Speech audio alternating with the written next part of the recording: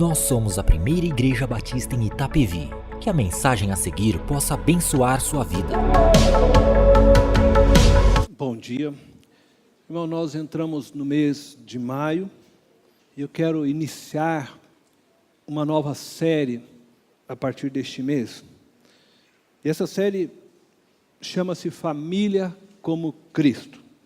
Nosso objetivo durante este mês é apresentar primeiramente a família de Jesus Cristo, isto é, os membros que compõem sua família. Em segundo lugar, eu quero analisar com vocês como Cristo se relaciona com eles. Para isso, nós iremos olhar para a família de Jesus na perspectiva teológica, com o fim de compreendermos a forma correta a respeito da família de Jesus Cristo.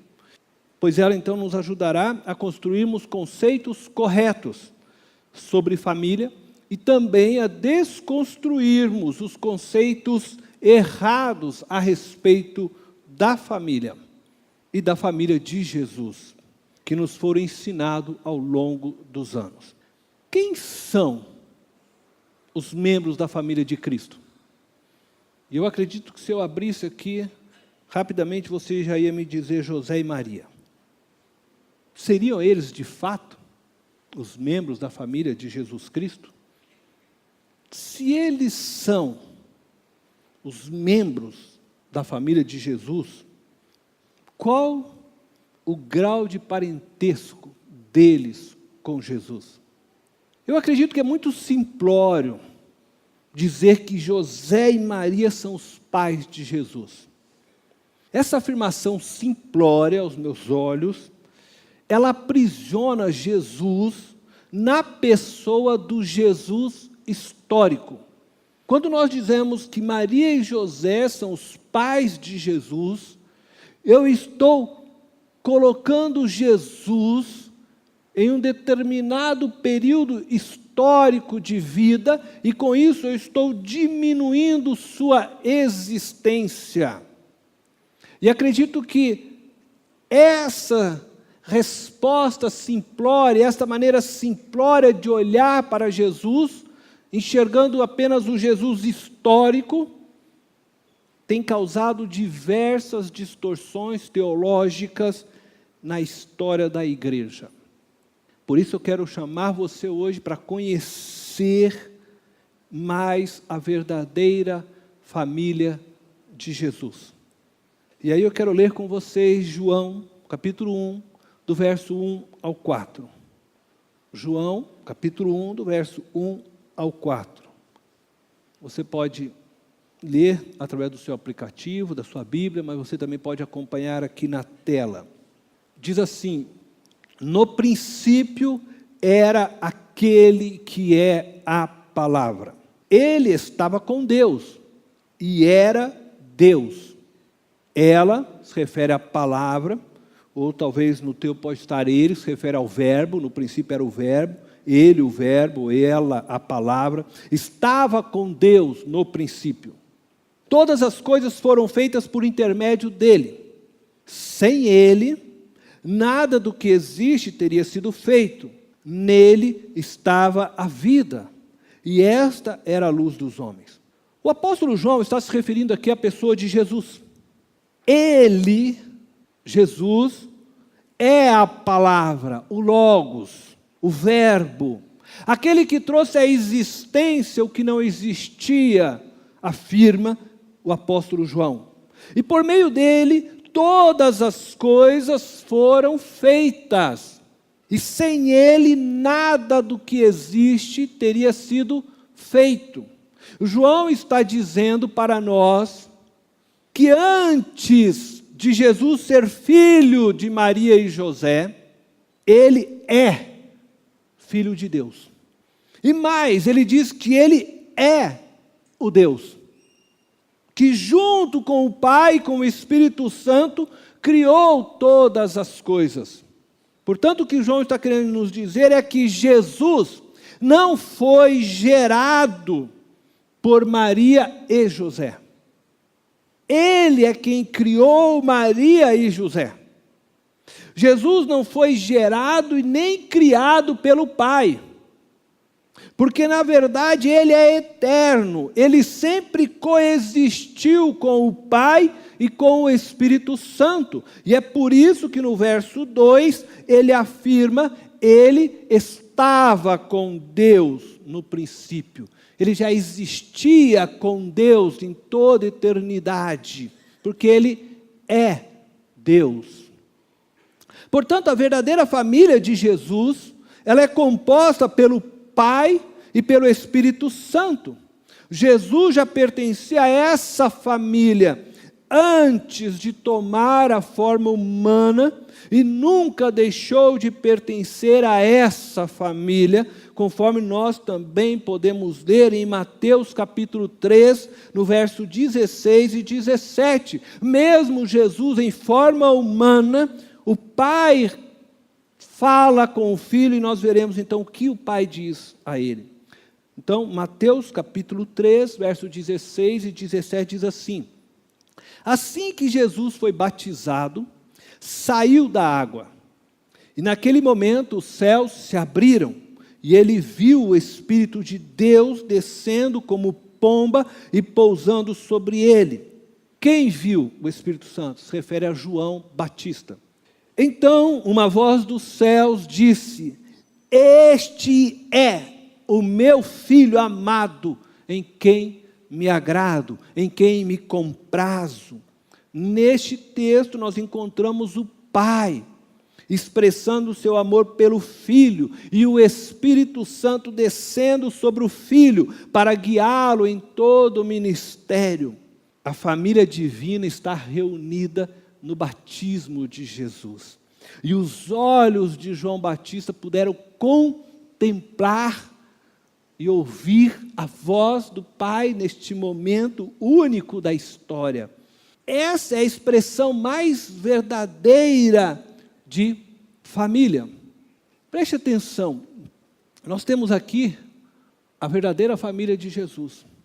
Pai, Filho, Espírito Santo, que formam a Santíssima Trindade, o único Deus. Pai, mãe e filho, família. A família que nós temos é, na verdade, o ideal daquilo que Deus vive como família. Pai, Filho e Espírito Santo formam a Trindade Santíssima, a família de Deus. E Deus criou o homem, a sua imagem e semelhança. E Deus disse ao homem: une-se a uma mulher e seja só uma só carne. Quando você entra, a Trindade é uma só pessoa. Existe um só Deus.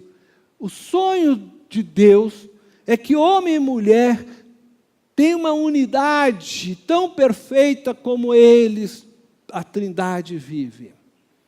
E quando os filhos fazem parte disto, que eles também vivam nesta unidade perfeita.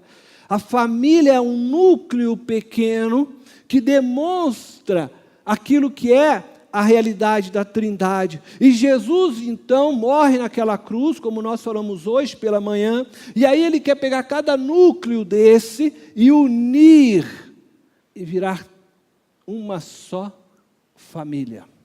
Portanto, pai e a mãe que se unem e viram uma só carne, vivenciam já aqui um pouco desta unidade. Os filhos, quando chegam, devem vivenciar esta unidade junto com o pai e com a mãe, mas são preparados pelo casal para que vai se unir uma outra e vai formar um outro núcleo familiar, e que vão formando e construindo a igreja de Jesus Cristo, todos vivendo em unidade. Nós deveríamos começar a viver unidade dentro das nossas casas, das nossas famílias, e depois nós vivemos a unidade numa família maior.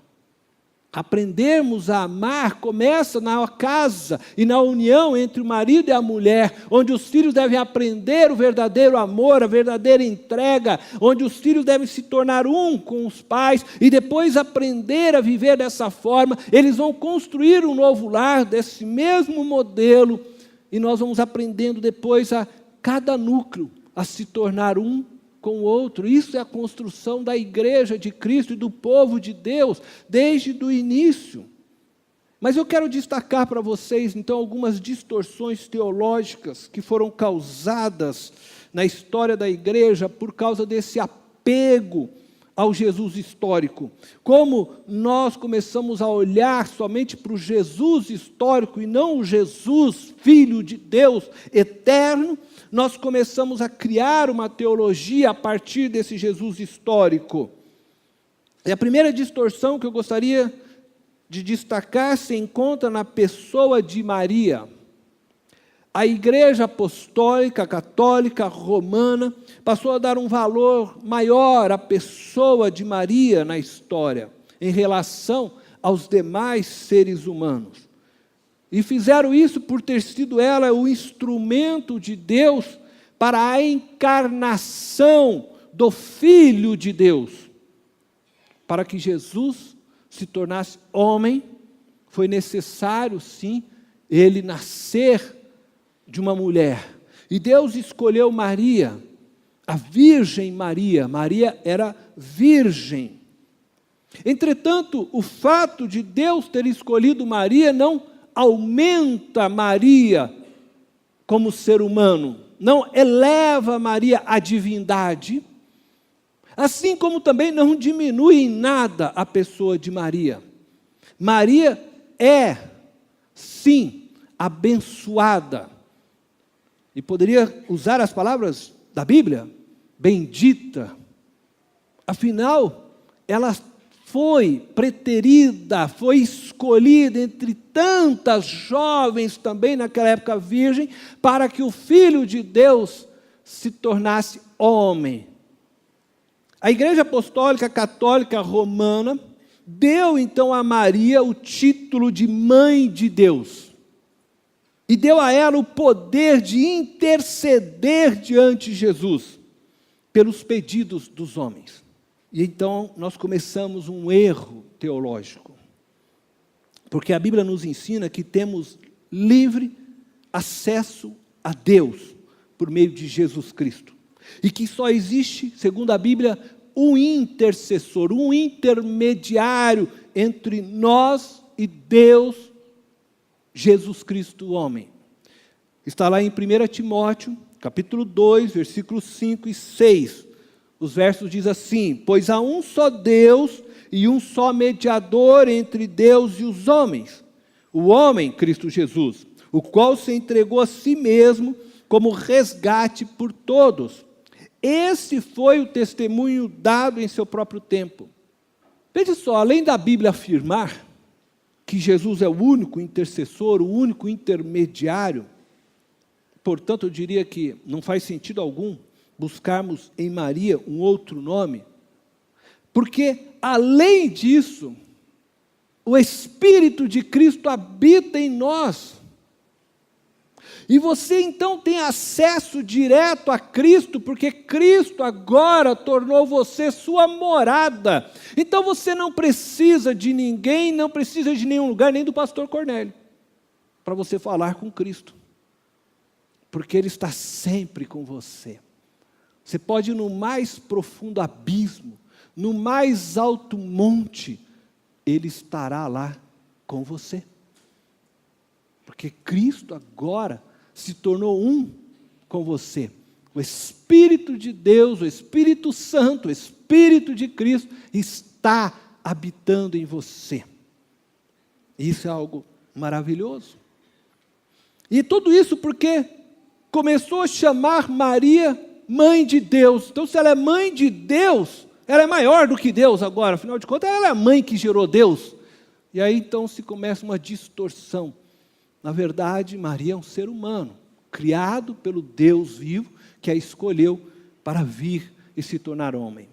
A segunda distorção quando nós nos apegamos à pessoa de Jesus, e eu estou me referindo ao Jesus histórico, e quando eu falo do Jesus histórico, eu falo do Jesus que viveu em carne entre nós. Alguns grupos religiosos, que também se denominam cristãos, começaram a afirmar que Jesus é menor que o Pai, porque foi gerado ou criado pelo Pai, segundo estas pessoas ou estas religiões que defendem essa teoria. Paulo, em sua carta aos Colossenses, ele diz que Jesus foi o primogênito de toda criação. O que pode sim levar algumas pessoas a entender que se ele é o primogênito, ele foi o primeiro a ser gerado, o primeiro filho a ser dessa forma gerado ou mesmo criado. Contudo, é importante nós compreendermos que este texto de Paulo quer dizer que Jesus possuía a primazia e supremacia sobre toda a criação, como filho primogênito de Deus, o filho que sempre existiu e coexistiu com o Pai e com o Santo Espírito.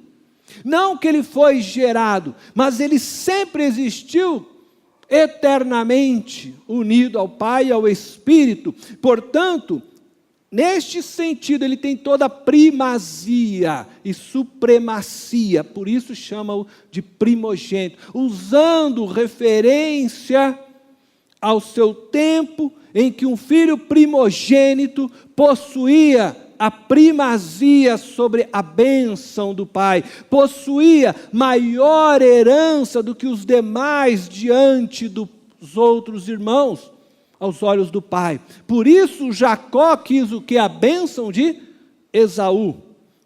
É por isso que Paulo faz essa análise. E essa distorção, ela é incabível, pelas próprias palavras de João que nós vemos no verso 2. No princípio, Jesus, o verbo que se encarnou, diz João, estava com Deus. Então ele não foi gerado, ele não foi criado, ele já estava, ele já era unido ao Pai. Eu vou mostrar alguns textos também que vai nos reforçar um pouquinho isso. Em João 10:30, por exemplo, Jesus diz, eu e o Pai somos um. Eu e o Pai somos um. Agora tem um texto em João capítulo 14, do verso 6 ao 11, que eu acho interessante porque por diversas vezes está ali afirmado essa verdade.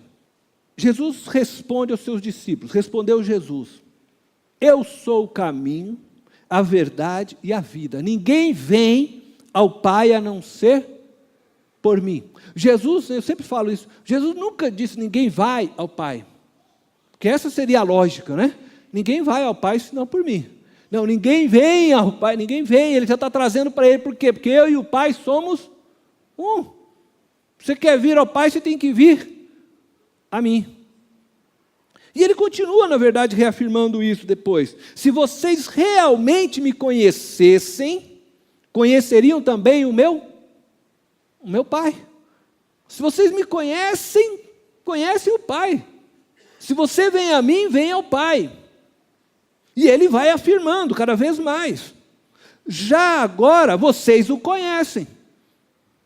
E o têm visto. Aqui, ó, estou na frente de vocês. Disse Filipe, eles ainda não entenderam.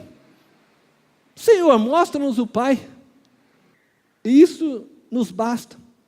Jesus respondeu, você não me conhece. Filipe, mesmo depois de eu ter estado com vocês durante tanto tempo, quem me vê, vê o Pai. E ele estava afirmando anteriormente, já para Filipe, quer ver o Pai, vem a mim. Se você me conhece, conhece o Pai. Aí Filipe vai lá e ainda fala, mostra o Pai que eu não... Aí ele fala, você não me conhece mesmo, você não está entendendo, eu estou falando em grego. Falava, né? Que interessante, né? Jesus está afirmando consequentemente, um atrás do outro, incessantemente. E aí continua. Como você pode dizer, aí Jesus já fala, né? Mostra-nos o Pai. Você não crê que eu estou no Pai e que o Pai está em mim? As palavras que eu lhes digo não são apenas minhas, pelo contrário, o Pai que vive em mim está realizando a sua obra. Creiam em mim quando digo que estou no Pai e que o Pai está em mim. Ou pelo menos creiam por causa das mesmas obras. Quantas vezes Jesus fala nesse texto, eu estou no Pai, o Pai está em mim, creio. Porque Ele, o Pai, eu e o Pai somos um.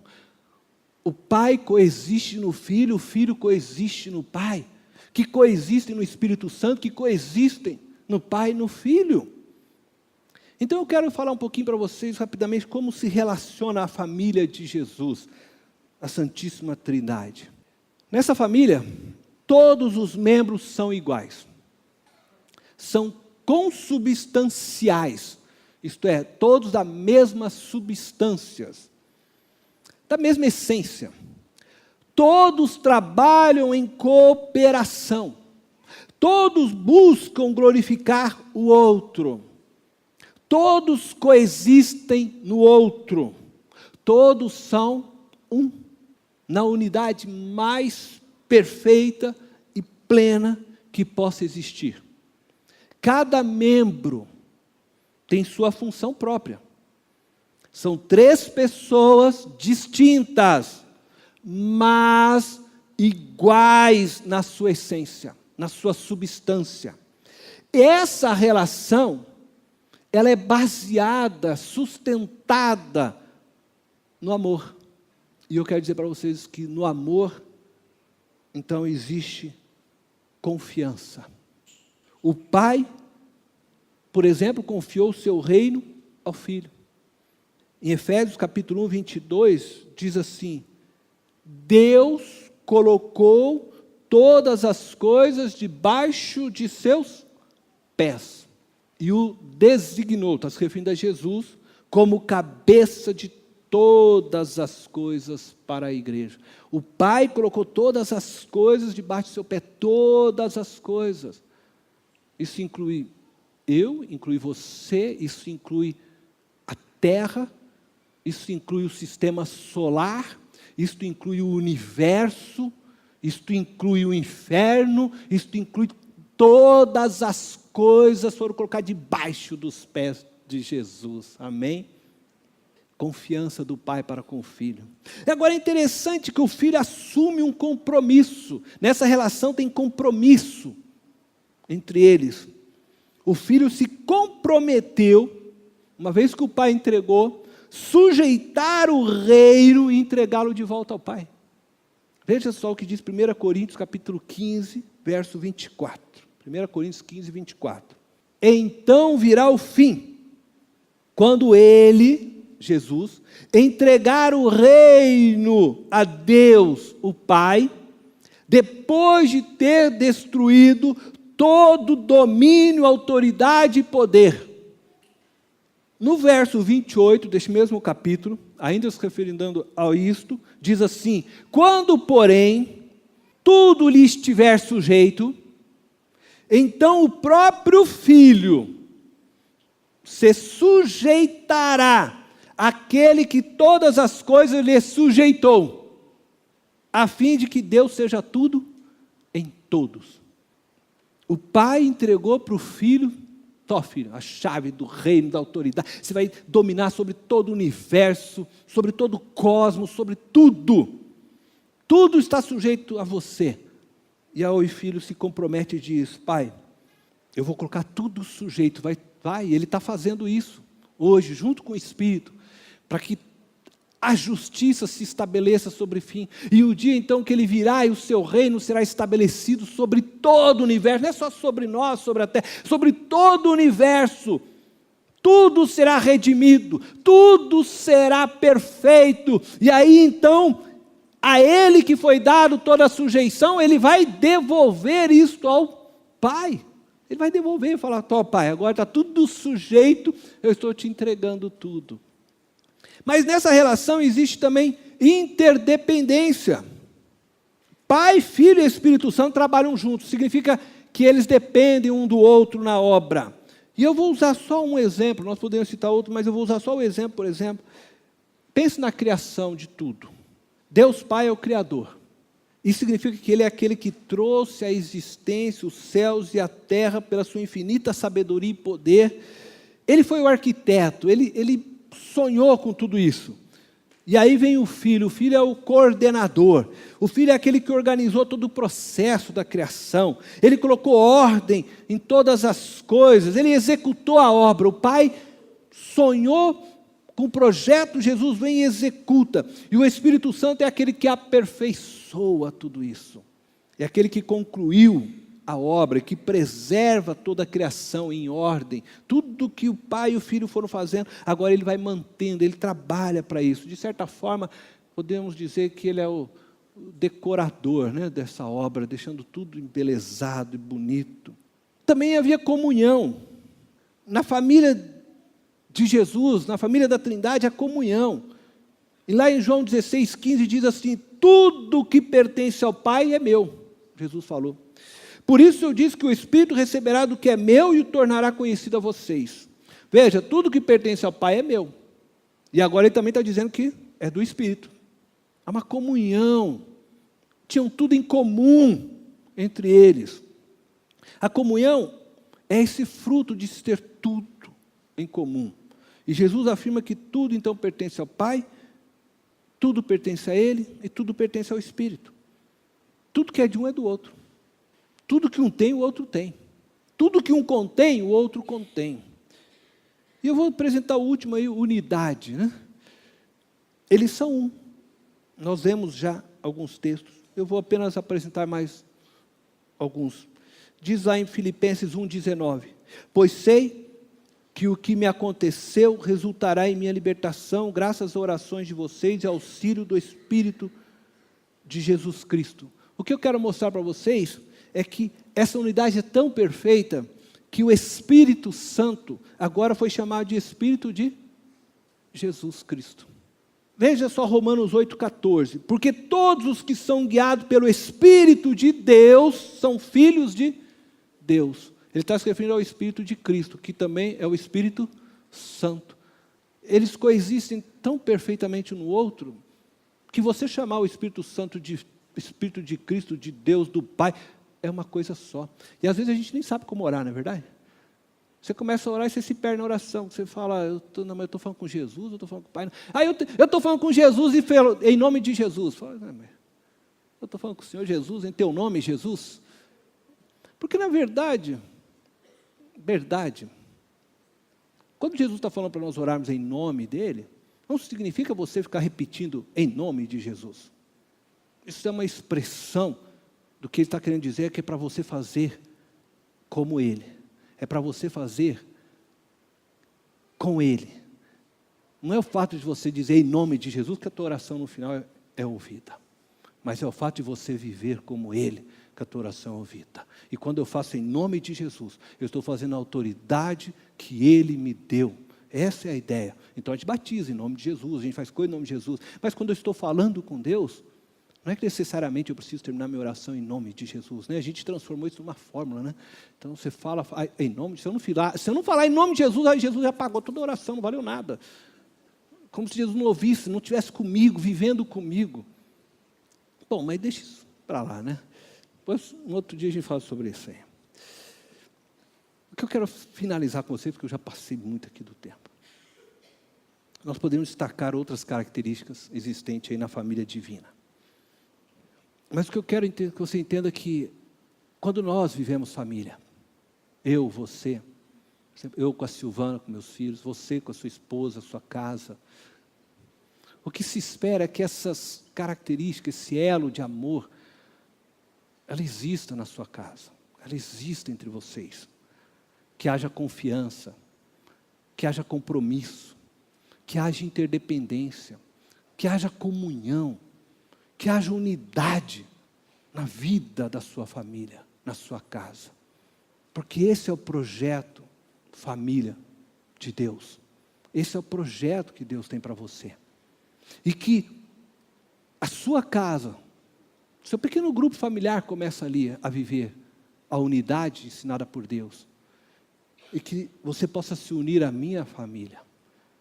você e eu possamos nos unir a outra família, e a outra família em Cristo Jesus, e possamos viver todos juntos essa unidade, essa comunhão, essa compreensão, possamos viver como família de Deus, todos tendo o mesmo Santo Espírito. É isso que Deus quer. Então a família, a sua família, é o lugar onde você começa a aprender a viver a igreja de Cristo. Por isso a minha pergunta é essa: a sua família, hoje, é um reflexo da família de Cristo? Ela se relaciona como a família de Jesus se relaciona? Todos na sua casa se percebem existente um no outro? Todos se veem iguais como seres humanos que são? Não falo de função, falo de pessoa. O que sustenta o relacionamento da sua família? O amor? Como sustenta a relação da Trindade? Ou são os projetos, são os filhos, é o dinheiro? O que realmente sustenta a tua família? O que dá solidez para a tua casa? Feche os teus olhos. Deus amado eterno, nós estamos diante de Ti. E hoje nós tivemos a oportunidade de tentar entender um pouco do que é a sua família. De como vive a Trindade, se relaciona a partir daquilo que o Senhor nos mostrou na Bíblia. Nós sabemos, Deus, que existe muito mais do que nossos olhos conhecem, muito mais do que foi nos dado a revelar. Mas a partir do que nós temos em mãos, é que nós queremos também viver família.